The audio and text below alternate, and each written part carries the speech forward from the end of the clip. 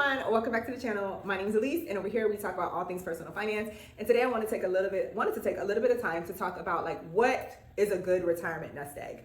$1 million is what most research says, and that's why I put it in the title of this video, because they say that that's a good number to attain to, generally, or a good starting number to want to attain to. I think mainly because $1 million makes you millionaire status. And a lot of people go through this life and never make it there. So it's something to be proud of if you do end up investing and having up to $1 million, because it's an accomplishment. But is that enough? Then I think it's important to ask, like, what is your retirement number? What is enough for you? Is $1 million enough? Or for you, is it 2 million? Is it 10 million? Is it 1.25 million? Or is it 500,000? I really want to know. I'm going to tell y'all mine in a little bit. But if we start with $1 million and we use the 4% withdrawal rule, we end up with $40,000 a year.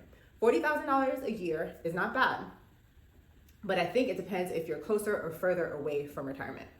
And $40,000 is not bad, especially if you're closer, because there are a couple things to take into account. First off, Social Security is probably going to be more available to you. If you are retiring between 5 and 15 years from now, it's said to be available to you. But anything after that, they're saying that the trust fund is insolvent and the government's going to have to figure out how to make that solvent again. Another thing is, if you don't have certain expenses, $40,000 goes a long way. If you don't have things like a mortgage payment, which most people in retirement are working on getting that gone, as well as investing, that's gonna help that $40,000 go longer. If you don't have a lot of monthly payments, like a car payment and credit card payments, that $40,000 is gonna go further.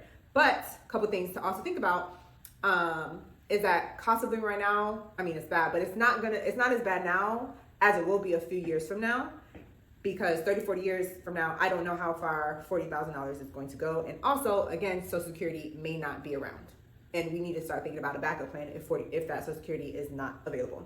So then I think you have to ask, is $1 million enough to retire? And I would ask myself, at least, is $1 million enough for you? And I came to the conclusion that it is not enough for me. So my particular number that I'm aiming for is 2 million. And with what I have invested, if I never invest anything else, I am trending to have 1.3. So I'm hoping that as I continue to increase my contributions, God willing, I'll get 2 million. If I don't get to 2 million, I'll get there. I'll get closely to it. And obviously $1 million is better than nothing. I know people personally in my life, several people that I cared about that lived off of just their Social Security. And with that, thank God, they had a place over their head, their medicine was paid for, and they were able to feed themselves. But there wasn't much more after that. So in thinking about like retirement, I think it's important to think if you, in context of, are you closer to it, and if you are further away. If you are closer, I think 1 million will be decent for two things: Social Security, and also there are still cheaper places for you to live. Not Florida though, do not come to Florida. I know Florida is considered a haven for decades, that once you are done working, most people in the North, they're coming to Florida to retire. But I think this video is kind of timely for this, because we have gone these last 2 to 3 weeks, almost a month now, our state of Florida has been devastated. Not me particularly, thank God, but I feel for them, because I just can't imagine these people having to go through it twice in less than a month. And it's not just my state, it's a couple other states, and it's something we need to take into account, sadly. And if you're further, climate change is also something that we're going to need to take into account, because I don't even think the paradigm of how we are paying for our insurance is going to be tenable in a few years, let alone 20, 30 years from now.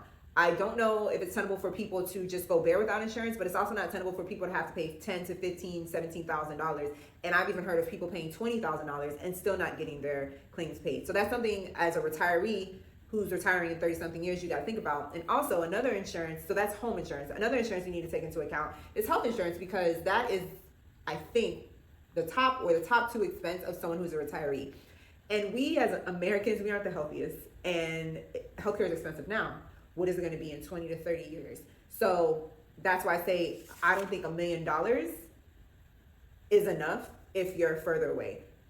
I think obviously it depends, but $1 million, if you are more than 3 decades away, is something that we got to start working on now for sure. And I do think it might be a little bit wiser to inch that up to 1.5, 2 million if the budget allows, because at this point it's going to be important to be the tortoise and not the hair in the situation of that where you're going slow and steady, as well as being the early bird that gets that worm and making sure you are making your money work for you instead of the other way around. And that's why I think it's important to ask yourself, what do I need to do to make sure I stay on track if I'm on track, and what do I need to do if I'm not on track to get on track?